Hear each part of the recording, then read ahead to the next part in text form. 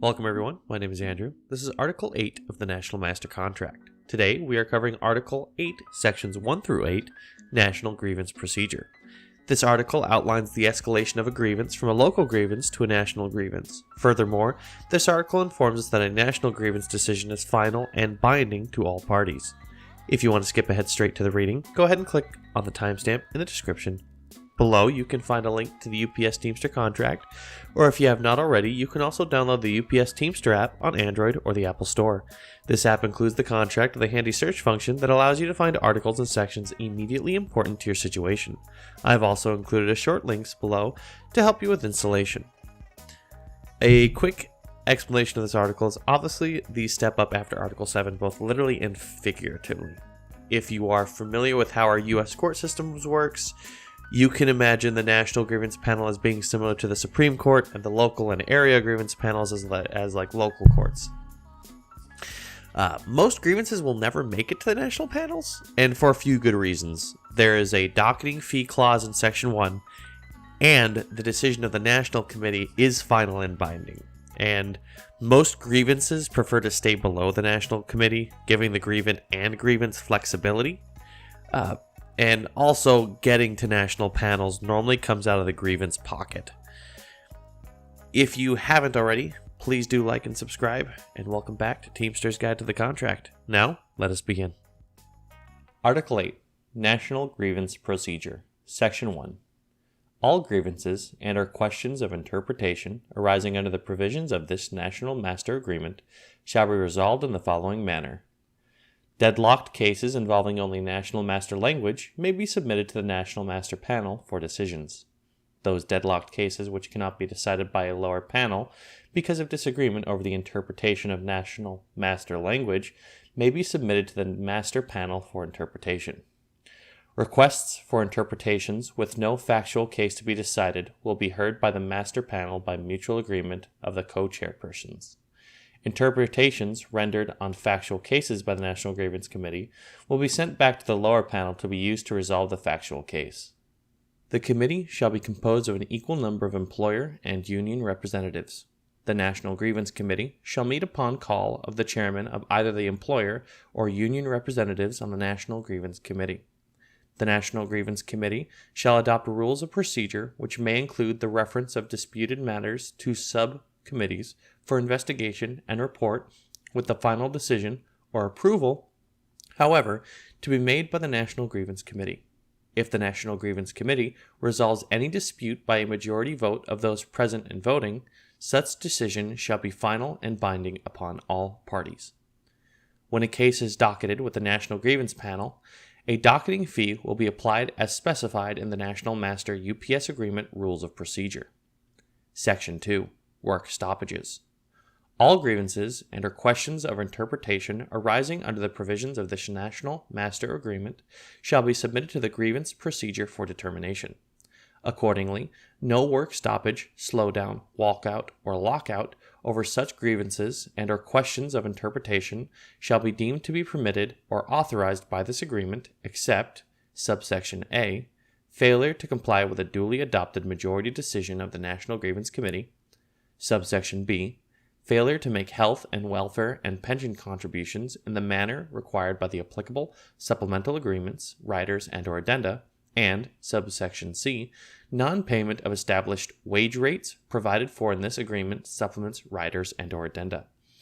Except as provided in subsections B and C of this section, strikes, work stoppages, slowdowns, walkouts, or lockouts over disputes which do not arise under provisions of this National Master Agreement shall be permitted or prohibited as provided in the applicable supplement, rider, and/or addendum. The local union shall give the employer a 72-hour prior written notice of the local union's authorization of strike action, which notice shall specify the majority National Grievance Committee decision or deadlocked National Grievance Committee decision, providing the basis for such authorization. The local union shall comply with the provisions of the applicable supplemental agreements, rider, and addendum relating to strike action resulting from delinquencies in the payment of health and welfare or pension contributions. Section 3. The union and employer may, under this section, review and reverse, if necessary, decisions by any area, regional, or local grievance committee which interprets master language erroneously. The National Grievance Committee may consider and review decisions raising an issue of interpretation of master agreement language which are submitted by the union, either the chair of the Teamsters National United Parcel Service Negotiating Committee or his designee, or the designated employer representative. The committee shall have the authority to reverse and set aside the majority decision of any area, regional, local grievance committee if, in its opinion, such decision is contrary to the language of the National Master Agreement. The decision of the National Grievance Committee shall be final and binding. The National Grievance Committee shall determine whether a decision submitted to it raises any issue of interpretation of Master Agreement language. In order for such cases to be reviewed, the decision must interpret master language. A decision raising any issue of interpretation of Master Agreement language is one in which 1. Master Agreement language was interpreted by a lower panel, 2. The interpretation sets a precedent for future grievances, and 3. A reasonable case can be made that the lower panel interpretation was contrary to the true meaning of the Master Agreement. If the National Grievance Committee deadlocks on whether a decision meets these criteria, arbitration may be requested pursuant to Article 8, Section 4.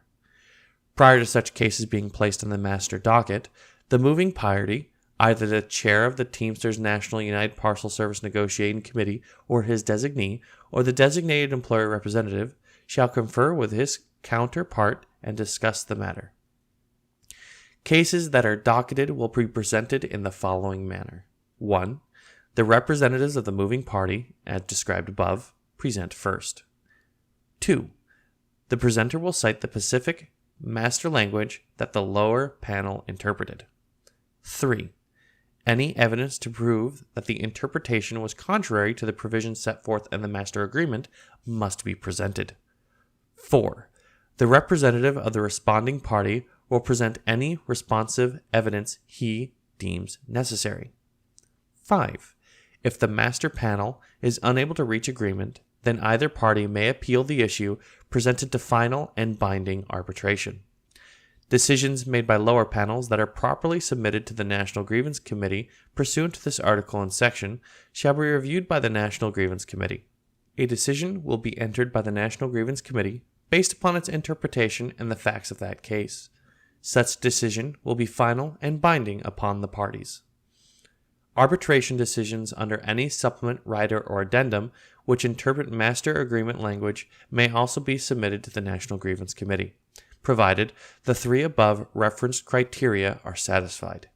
If an arbitration decision is reviewed by the National Grievance Committee, it shall be processed in accordance with this section, except that the committee will make a final and binding decision rather than refer the case back to the arbitrator.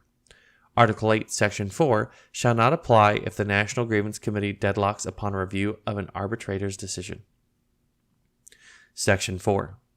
Where the National Grievance Committee fails to reach a majority decision as to any case submitted pursuant to this article, excepting arbitrator decisions, either party shall have the right to refer the case to binding arbitration.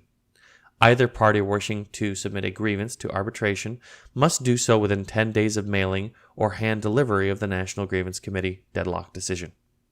The arbitrator is to be selected from an American Arbitration Association national panel list, and all aspects of the arbitration procedure shall be governed by the rules of the American Arbitration Association.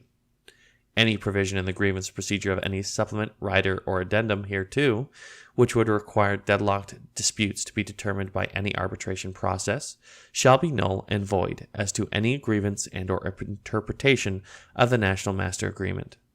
The decision of the National Grievance Committee as to whether a grievance and or interpretation which is subject to this procedure shall be final and conclusive.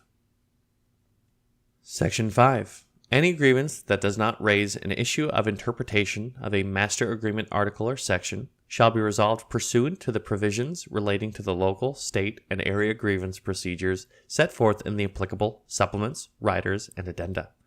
Prior to invoking the arbitration procedure, the parties, by mutual agreement, may submit said case to the National Grievance Committee for resolution.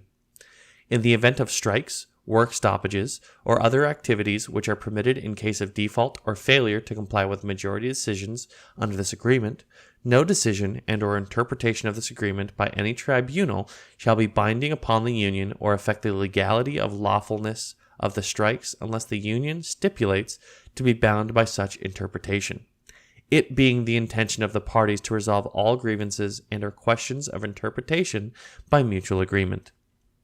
In any section of this article where language refers to deadlocks, either party shall have the right to refer any unresolved case to arbitration, except as specifies otherwise in Section 2 of this article. Section 6. The arbitrator shall have the authority to apply the provisions of this agreement and to render a decision on any grievance coming before him or her, but shall not have the authority to amend or modify this agreement or to establish new terms or conditions of employment.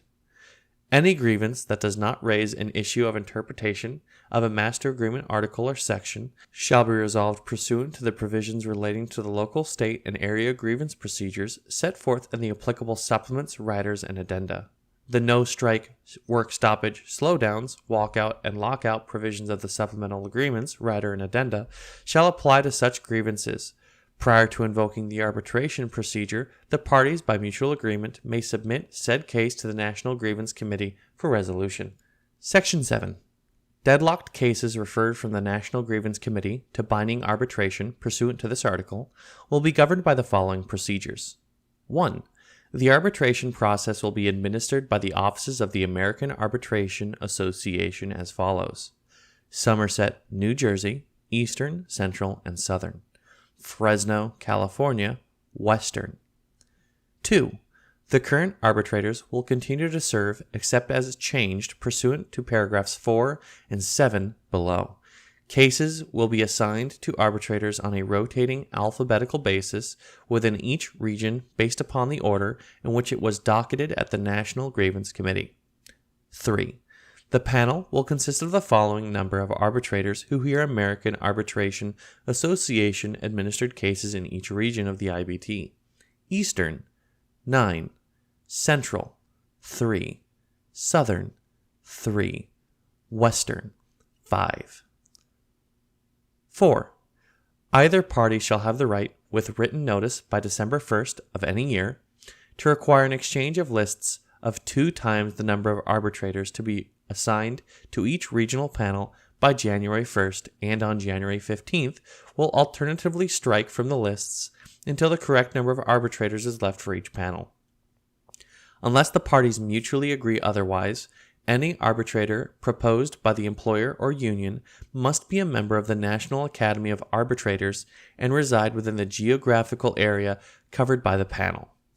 This provision can only be invoked by each party 2 times during the life of this agreement. 5. Each arbitrator shall offer 1 or more potential hearing dates within 6 months of the assignment of the case by the AAA or within 6 months of a cancellation by either party as outlined below. If the arbitrator fails to offer a timely date or a timely rescheduled date after a cancellation, the case shall be reassigned to the next arbitrator to be assigned based on the rotating alphabetical list. If an arbitrator fails to offer a timely date on 4 occasions in a 12-month period, he or she shall be stricken from the panel of arbitrators at the written request of either party. The parties shall fill any vacancy pursuant to the procedures set forth in paragraph 4. 6. Once a case is assigned to an arbitrator, it will remain with that arbitrator until it is concluded, except in the case of a reassignment specified in paragraph 5. 7.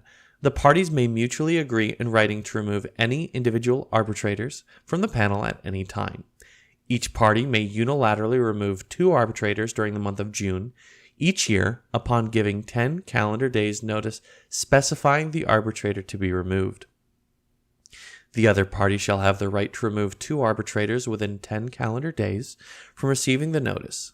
The parties shall, within 45 calendar days, exchange a list of arbitrators double the number of arbitrators stricken. The lists will be combined and struck 15 days later. This process shall be used to fill vacancies that might occur for other reasons. 8. Except by mutual agreement, arbitrations will be scheduled for 10 a.m. until at least 5 p.m. 9. There shall be no more than one cancellation of arbitration dates by either party in the hearing of any single arbitration case, except as permitted by the arbitrator with good cause. 10.